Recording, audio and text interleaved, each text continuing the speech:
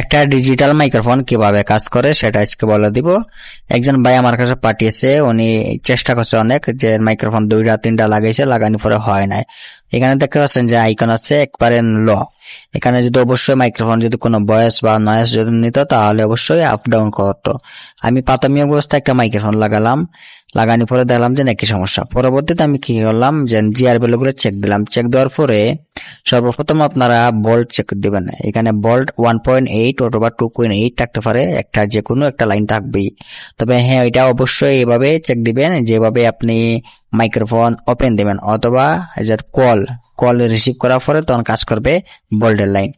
আর এর আগে কোনো কাজ করবে না। তখন যদি আপনি মাইফে দেখেন তো এখানে 0 কোনো বোল্ট আসবে না। অবশ্যই আপনারা ওপেন দিবেন, মাইক্রোফোন যে প্যাড আছে, যেটা অ্যাপস আছে, এটা ওপেন দিবেন। ওপেন দেওয়ার পরে তখন চেক দিবেন। এখানে দেখতে পাচ্ছেন আমার যে 1.8 এমপিএসি একটা লাইন, যেহেতু বোঝা গেছে আমাদের বোল্টের লাইন ঠিক আছে। তবে মিসিং কেন আর কেন হলো না সেটা আমি লাস্টে দেখে বলে দিব। আমি ভালোভাবে আবার মাইক্রোফোনটা জাম্পার করলাম। আসলে এটা মাইক্রোফোন জাম্পারের মাধ্যমে কাজ করা খুব ইজি হয়। তবে অনেকে ভাববে যে মাইক্রোফোন তো আপনি ডাইরেক্ট লাগাইলে কি হয়।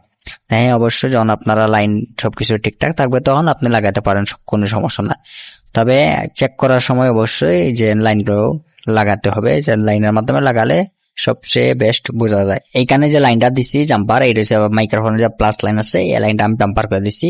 এটা মিস্টেক ছিল যে ক্যাপাসিটর, এটা সিরিজের মাধ্যমে কাজ করে। ক্যাপাসিটর যেটা আছে, যাই দেখতে পাচ্ছেন যে মাইক্রোফোন আমি টারের মাধ্যমে দিয়ে দিলাম। Hello hello check, hello hello hello hello hello hello 1 2 3 hello hello hello hello.